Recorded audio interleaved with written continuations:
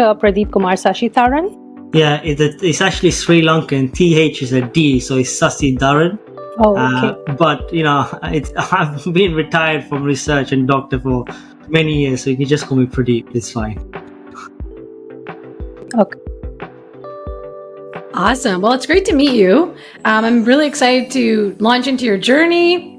I was checking out some of your stuff on LinkedIn. It seems to give a lot of great frameworks for, thinking through things. Sounds like mental models, things like that. So really looking forward to diving into that. But of course, before we start the show, we always like to give a nice introduction that Shamsiya always writes for our guests. So without further ado, Shamsiya, do you want to introduce our guest today before we launch into the questions? Yes, of course. Thank you so much, Pradeep, for actually being here. And he's in London, UK, so it's 2:30 p.m. So thank you. Hello, everyone. Welcome to the show. Today we have with us Dr. Pradeep Kumar Sacitharan. So Dr. Pradeep holds a PhD from the University of Oxford and has garnered further academic recognition as a Fulbright scholar from Harvard University. Currently, Dr. Pradeep is a visionary founder of Donsfield, a prominent company that's based in the UK, and it's renowned for providing expertise and comprehensive personalized business solutions encompassing development, marketing, public relations, scaling, mergers, acquisitions, and more. Beyond his entrepreneurial endeavors, Dr. Pradeep is an influential figure in the realm of thought leadership. As a distinguished keynote speaker, he has captivated audiences with his profound insights and groundbreaking ideas. Driven by a passion for sharing knowledge, he has also graced numerous podcasts, lending his expertise to engaging in stimulating discussions and enlightening conversations. So, welcome to the show. I cannot wait to talk to you since you're from PhD to business, and that's interesting to me anyways. So welcome. That's one of the greatest introductions I've ever heard. So I need to pack you up and travel around the world with you. Can you introduce me everywhere, please? Yeah. That's very good. I would love to do that. Let me know. Okay. We'll send you a recording of just the intro so we can get you hyped up every day when you have a meeting or something. Every morning. Forget my mantras. Would you like to just tell us a little bit about your background in your own words as well? I know you've had quite a different journey from being a doctor to now a business person, and obviously Shamsiya is also a PhD, so I definitely can tell why she wanted to speak with you. But yeah, I'd love to hear it in your own words, a little bit about your journey. Yeah, sure. I know the PhD and the business stuff sounds really cool, but to be honest with you, I call myself a serial dropout. So early beginnings is my parents and I were war refugees. My mom, actually a very strong woman, smuggled me on the back of a truck, then on a plane to the UK. I grew up in a very rough social housing, surrounded by drug dealers. So I didn't do anything illegal, but education career wasn't the path for us. So I dropped out of high school, got in a couple of flights, learned sales in shops. At 21, I got into a serious fight. I was in a coma. I woke up. I didn't see any God or any angels. I'm like, hey, what am I doing with my life? So I started studying. I went to community college and I said, hey, I can really do this thing called science. And everyone's like, you don't have any high school diploma or anything. I'm like, forget that. I'll find a way. And sheer numbers game. I finished at the top of my class. Then I just made application after application, really honed in, failed a lot. I think it took 47 applications for my PhD at Oxford. Before that, 13 for my master's at Imperial College. So that's how I got into Oxford. From dropout to Oxford, I think in 4 years. So that journey really changed the way I look at the system and failure.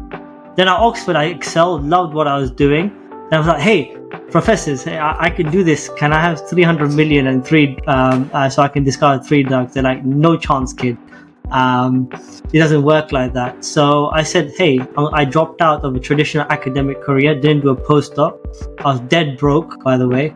And everyone was like, hey, you came out of Oxford, you're gonna get a good job. Dead broke. So I wrote for my own fellowships, got the Fulbright at Harvard, EMBO at the Sorbonne in Paris, and at a Daniel Turnberg fellowship at the Hebrew University. Learned 3 world-class techniques with world-class people. Came back to the UK. Now the CV is spectacular. Still dead broke. I'm like, hey, can I have my money now? They're like, nope, it's still too young. So then I learned, you got to find the opportunity where it is. So then I made 272 phone calls, and then someone picked up in China. and I was 27, 28, and all my friends were struggling to get a job as a postdoc. I became associate professor in China, had my academic lab. I discovered those 3 drugs in 18 months, where else the West told me it'd take 30 years. And then someone said, hey, you're quite talented. Can you want to do business development? I'm like, all right, let me try that. So I went to the business of corporate pharma, biotech, done a lot of merger acquisition. That's where I learned again, after I dropped out of academia, that money and finance and banking and how the business world works, I really loved it. Then I was in China in the middle of the pandemic and I got stuck. And they said, hey, all foreigners have to go to this one hotel to eat. I was the only foreigner left. I learned e-commerce because there were a lot of factory owners there. And I told them, hey, can I see your numbers? They're like, no. So again, as a failure, I had to win them over. In daytime, I was doing senior vice president R&D in business development. At night, I was writing English translation to Amazon customers, trying to win these factory owners over. I did. I started selling toys as a side hustle. And then eventually I came back to the UK, tried to get the same vice president job in pharma. They said, no, now you're too young and overqualified. So I dropped out of corporate pharma. So I dropped out of high school, dropped out of traditional academia, dropped out of corporate career. And then I started my own business 3 years ago, selling online. And now we're acquiring companies and we're doing very well. And along the way, by the way, I was a semi-pro weightlifter and an ultramarathon runner as well. So I kind of seen rich, poor, fat, slim, no energy to high strength to ultramarathon runner. I've seen it all. So I try to give my tips. I still am that kid from that village. Try to inspire people and say, hey, you know what? If this bald-headed, bearded guy can do all this, I'm sure you can as well. And I think, if I can get people to say it's a system, and if you set your focus very right, you can do many things. So that's why I'm here. That's why I try to do all these podcasts as much as I can and try to inspire some people. Yeah, it sounds like you have a really great mindset for this because, even just the fact that I know you say you're a serial dropout, but to keep applying and applying. Did you say you applied like 47 times to get into Oxford? And then 270 calls to get... Yeah, so just the fact that you can keep doing it day after so much no and so much rejection is very inspiring. So how did you cultivate that mindset? What is it about your personality that enables you every day to wake up despite all the no's that you're constantly hearing? Yeah, so 2 things here. I think number 1, I always say a rejection is a misconceived conception. You have to fix that and go again. So every time there's a rejection, I try to get feedback and fix the conception or perception of me or the application and so forth. Someone's seen something wrong and it's the way I portray it or I write it or so forth. So every rejection is me learning something and that kind of gets me going as well. And every time I get rejected, I said, what if? Because I know the goal is right. It's in the heart and it's the mind. The goal is right, but it's just the way I'm actually presenting it. So eventually I've learned in all these sectors of life and endeavors that you'll get your goal if you just be persistent. And also it's a formula as well by how you actually, every rejection, it's an Excel spreadsheet, what went wrong, what's the next step and so forth. And it gets easier and easier, by the way, the more you get rejected. You get very, very thick skin, and you learn how when people laugh at you, ignore you or fight you, you learn to actually internalize that very well and just keep going. Yes. The other thing that's kind of just blew my mind is the fact that you started so late. You went into science so late. That's absolutely inconceivable for me. And yet you are here after Oxford and Harvard. So what is it? Has anyone ever told you that you're super intelligent, high IQ? I know it's hard work, but is there something of this sort happening as well? Yeah, I think there's 2 elements here. I think number 1, it's funny because I was not in the best kind of sector or group for my science at high school. I never thought of science. But the passion was there because of weightlifting and I knew biology very well. I think that developed as well. When I got into community college, I got the science and biology very quickly and I understood it very quickly. So it's like a storytelling, because I don't know if you guys done science for a PhD. It's like this cell communicates to this cell and there's this signal. And I like storytelling, and I get that very well if I tell a story. So it might be a natural innate ability. IQ wise, actually, it's really funny because I had a lot of PhD students and I had global teams and stuff, and I really looked at IQ. It's not my favorite thing to judge people by. I know there's a lot of companies and startups do this. There's kind of two distinct forms of IQ. It's one based on like verbal Western kind of IQ, language and so forth, which is very Western biased, by the way, if you look at the data and the research. And then the other IQ is non-verbal pattern recognition, data recognition. And at Oxford, they did some IQ tests on a variety of students. And I scored in the Western part, I scored just average, but on the non-pattern recognition stuff, I was beyond the scale. So there's that pattern recognition talent as well. But that, I think, is just a minute way of saying, hey, there's some talent there, but you really need to know where your talents are and where your weaknesses are. Capitalize your talents and just go with your goals. I think that's, if that answers your question very well. Yes, and that's the reason I asked, because I don't want people to think, oh, someone's just super intelligent and just like not try, because it's not that. When you have the passion for something, you just have to go for it. It has nothing to do with intelligence or IQ. As you said, it could just be anything. Maybe it's just the right fit for you. You just have to try to see if it works for you, right? Yeah. Yeah, and you don't know what you don't know. And by the way, all throughout my high school, Oxford, Harvard, all these places, there are people much more talented and brighter than I. There's no ego here. But what I did is found areas where I can compete and just ignored my weaknesses and use my strengths. And that's all I can do in life, in any sphere. So that's very important as well to know to your audience. Yeah, I'd love to ask you how you identify opportunities, because it sounds like you are very good at like almost maybe seeing the future. Like, for example, when you were in China and then you broke into e-commerce, like that was pretty good timing. So how do you decide what opportunities to pursue? Is it based on like market research? Do you just have like good instincts? Like, is there something that you use to like make a calculated decision for what to pursue next? Where is my desire? Where is my underlying desire? And what is my heart and gut wanting at that time in life?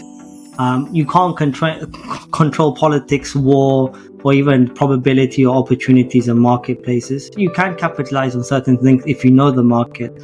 But all through my life, I don't know what I did not know, and I went into new fields because my gut and my heart wanted it. So by 30, directly on that e-commerce question, by 32, I discovered drugs, I had a great education, I had this crazy life story. I've done all that. There was no ego. I'm like, hey, what I'm really missing is financial freedom. Because it sounds silly, but as scientist and even a senior vice president, when you look at the business world and the numbers I was doing, and I was doing very capable, I'm like, there's a next level of living that I can give to my family and my loved ones, right? So my heart and desire was like, you need financial freedom and you need to be your own boss. So I always go with my gut feeling and what my head is saying to me. And, I never identify myself with something. And that's very important, because you got the ego and identity and you got to separate that. I'm no longer in a lab coat. I'm not a scientist. I'm no longer Oxford or Harvard. Those things help. But now I'm a businessman, an e-commerce man. I actually, when I started, I had to go around London again, drop all the ego, identify opportunities like opening a bank account, getting new lawyers, accountants, starting all over again. So you got to listen to your gut and brain and go with your desires, because that passion fuels the emotional drive for you to actually sustain and do a lot of things. Actually, what you said absolutely just hit the spot. Do not restrict yourself to identities. And as scientists, it's ego. And it's all the years of study that you put in. You do not want to detach yourself from being a scientist or a doctor. But in today's world and in the future, it's about how interdisciplinary you are and how well you can move into different sectors, into different roles. I mean, that's the survival of the fittest. And you are setting that example for everyone. Everyone's getting scared of jobs being lost because of AI, but you're showing this is how you navigate that. Thank you. Yeah, thank you. And also, as scientists and educationalists and so forth, I'm cut to the chase. Money is not a bad thing, and we need to get away from that, because money is actually a very useful tool to have influence and ability to give you freedom to do what you pursue, right?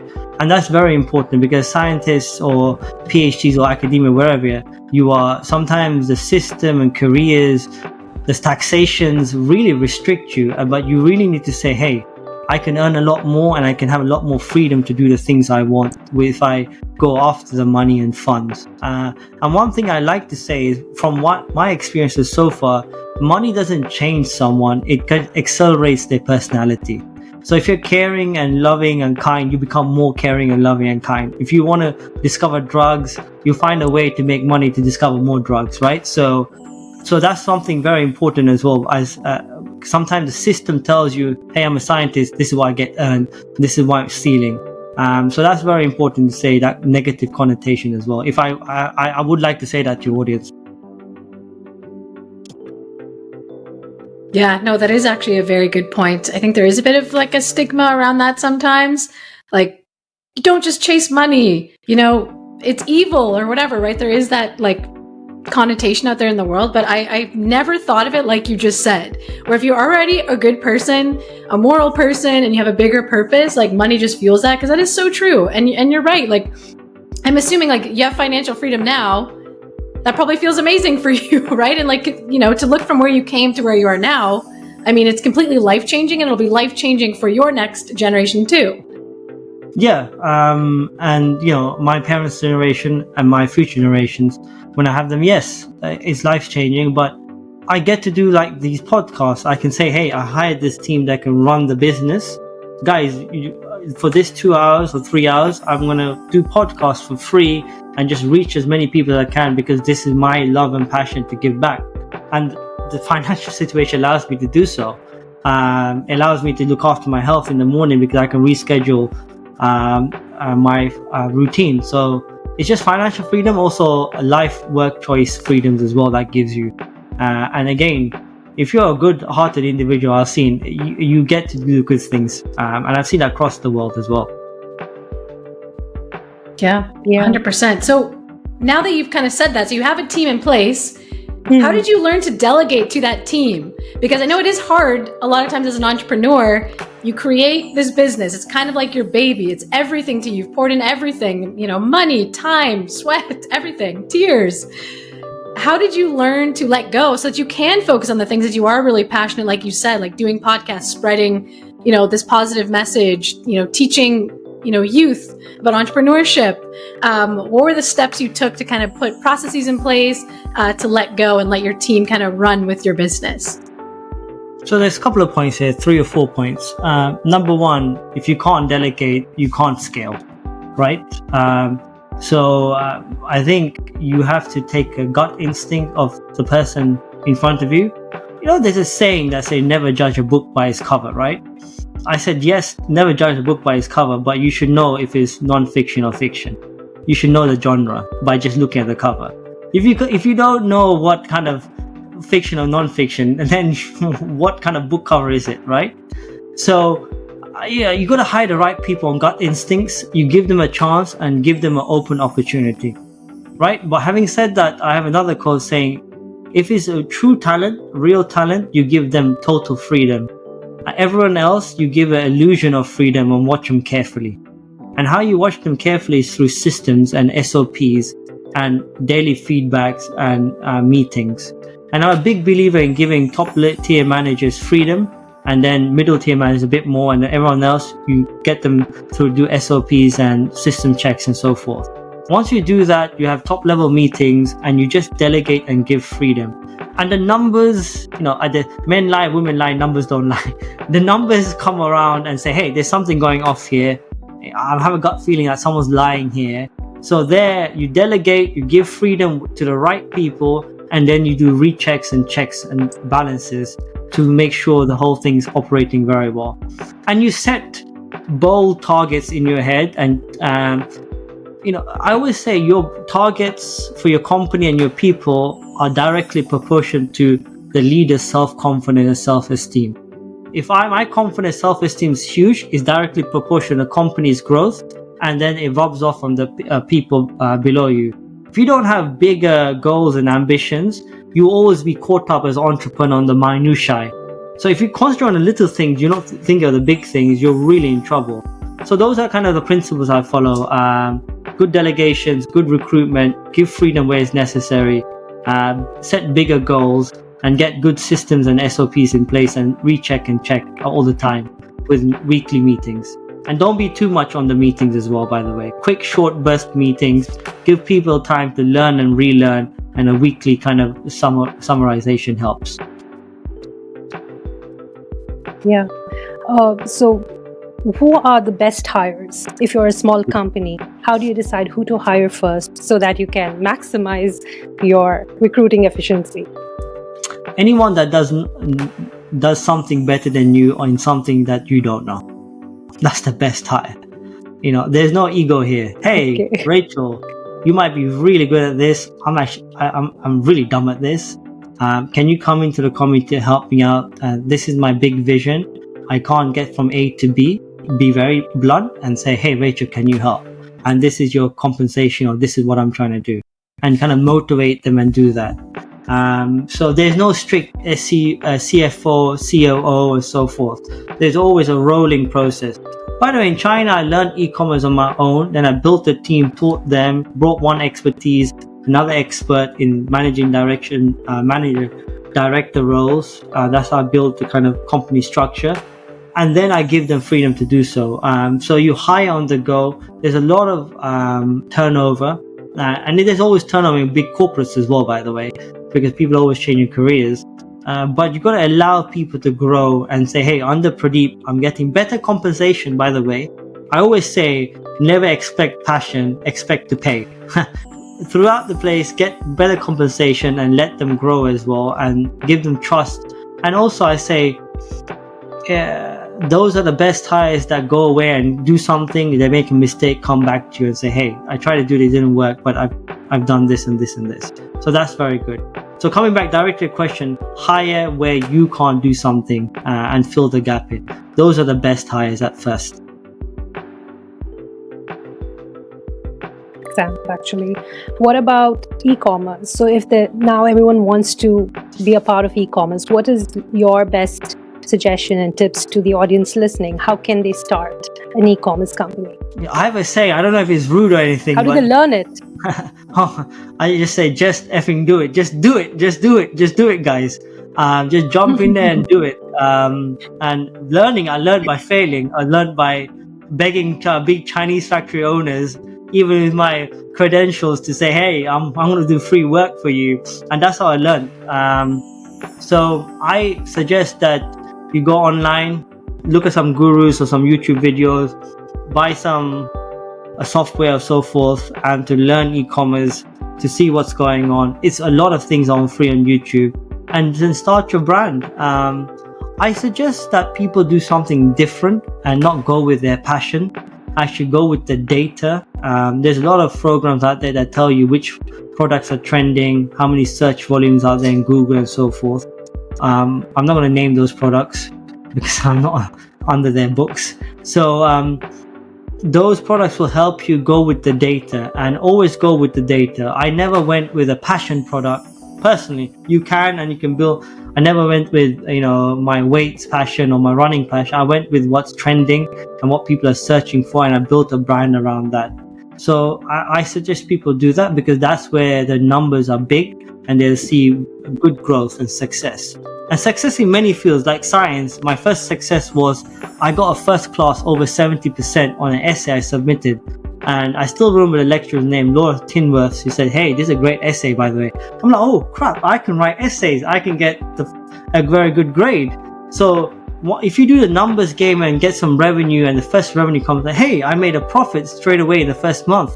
That's because you went with where the numbers are, where the demand is. So I tell people, learn online, do free tutorials, find a guru, and go with the numbers and find a niche where people are actually searching for certain things, and go with that, because you see very early success and you learn how to do everything very correctly, quickly. You said something earlier about how you when you wanted to break into e-commerce in China, you went and you worked for large Chinese factories for free. And I actually feel like that's a very underrated way to break into an industry and to network and meet people. So do you have any tips for how someone could do that? It doesn't necessarily have to be in e-commerce, but how did you identify who to reach out to? And like, how did you approach it? Was it like a cold email on LinkedIn? Did you call them? How did you go about like getting that opportunity to kind of show them that you could do the work and also learn on the job? So I learned this very young in community college. I realized that I had to build my CV for a science degree or master's, right? So I went to my local labs. I reached out, cold call, knocked on the door of the professor and said, I'm going to work for free in the summer. And then second summer, I got a scholarship to work in the summer. The third summer, I got another scholarship to work in the summer. So the first one was I worked in the summer for free to learn certain techniques because I knocked on certain professors' door and cold called. So LinkedIn is brilliant for that if you can't reach them out. And it's a numbers game. Get an Excel sheet and just say, I reached this person out, no reply, reached again. Someone's going to give you feedback. And use that feedback to get better. So always try to say, I'm a free pair of hands. I'm willing to learn. And people love that. And particularly if most of these guys have their own stories. And then they've started the way I did. So they love people like that. So getting back to China, because of the pandemic and the opportunity provided in that hotel, I got intrigued because I saw their numbers and they're doing 400,000 a day with 200% ROI. So that's when I was like, whoa, like I'm not going now. Every night I'm coming to this hotel and talking to you. So I had to, in many situations, when you don't know any individual networks or so forth, you got to break them down systematically. So you got to turn up and you got to keep turning up. You got to keep talking. You got to keep saying, hey, have you tried this? Have you tried this? They'll laugh at you. Can I do this? Can I try this? And eventually you will come to an opportunity or probability where someone's like, I'm stuck on this. What do you think? Because they've seen you enough. They think they know you and they'll ask you a kind of a supporting question. That's when you capitalize and say, hey, I don't know, but I'll go away and do this for you. Or actually, have you tried this? And that's when you build trust and say, hey, this guy's working for me. And that's what I did. I was running, I saw opportunity. And also remember, in China, the English wasn't the very best from these guys. So my expertise was English. So I was providing them something they couldn't do as well. And that's very important to identify, leverage weaknesses and leverage that to your advantage.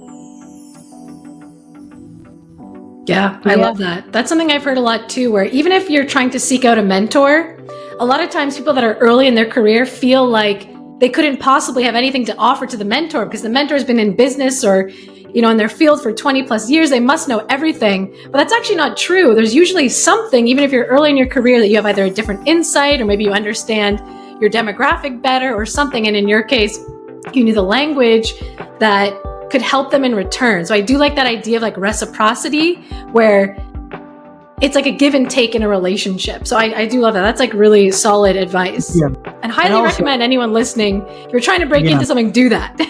Yeah, do that. And always remember something, guys. I used to tell my students, knowledge is not power. That saying is very wrong.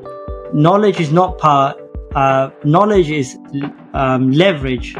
Applied leverage is power, right? Knowledge in itself, if you know a lot, if you don't give and use it or apply, and leverage is a bad word, it's not. It's something that you're actually giving and taking, as you said.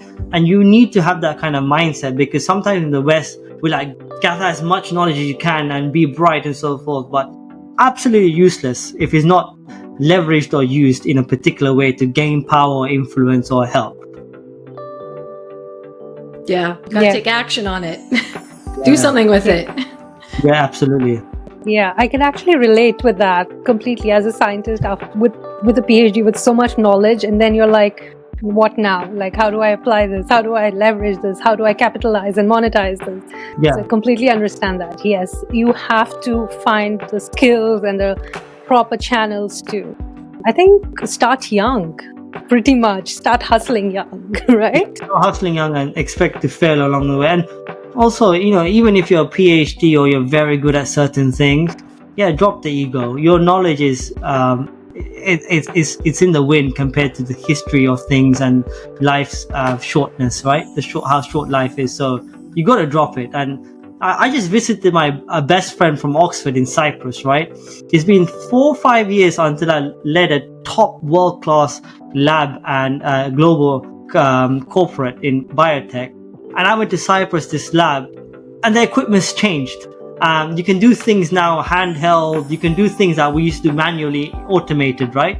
And that's within 3 years. I was like, oh, blimey, what's going on here, right? So your knowledge is also very transitional as well. So you got to keep improving it, but don't let the ego get stuck and just say, hey, this is my knowledge and this is my identity. Yeah. I feel like we got to end with kind of one of our key questions on failure decoded. I know you've talked about a lot of failures you've had along the way, but kind of more like surface level. Is there one particular moment of failure that you've had that you'd like to share with the audience, and what you learned from it and how you overcame it? Oh yeah, I think the biggest one that hurt the most was actually in the e-commerce space. We're doing very well with our second brand we launched in the lint remover space. I had no idea what hit us. We were losing $170,000 per week. And that came from a company that was starting up. And we're doing a killing on one product. And it got totally blocked because... And I had a lot of... By the way, that actually threw my personal, business... emotional life and routines into a next level of stress I've never seen, right? So what I learned from it was, hey, number one, you got to do patent research, searches on all your products that you do on e-commerce. Even if you think, hey, this is a basic product, we'll patent it because they're very sneaky people, competitors. And it sounds simple now looking back at experts. So you're only an expert because you learn from failures. So you don't know what you don't know. So that's one thing I learned. And number two, I learned that no matter how well it goes, how many fields you conquer or do well, even your loved ones will doubt you. Even the ones who are very close to you will doubt you. And it comes down to absolutely you and you only, and your vision and goal. And you got to say, hey, you know what? You got to do it for yourself, and then say to the ones you love, hey, you might not see this, but I'm actually doing it for you as well. But swallow that pill and say, yeah, I failed, but I'm going to keep going.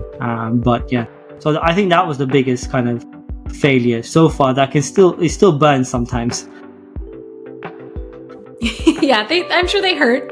Time heals wounds, though. Yeah, it does. But scars remain, so it's a good reminder.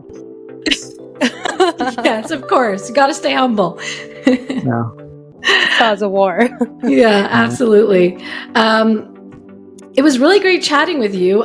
Before we go, we obviously want to give you a chance to shout out where people can find you, because it sounds like, you share your knowledge a lot on social media. So if people could follow you there, where's the best place to do that?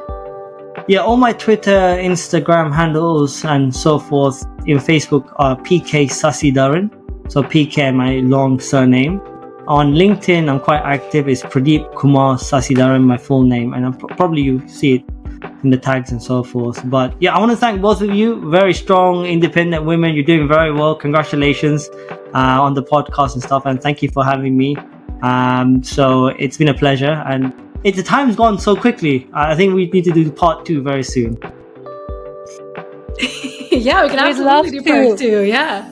Absolutely. We'd love to. We'd love to hear more stories, and definitely more failure stories for sure, so that we can get inspired. Yes. Serial dropout and the greatest failure.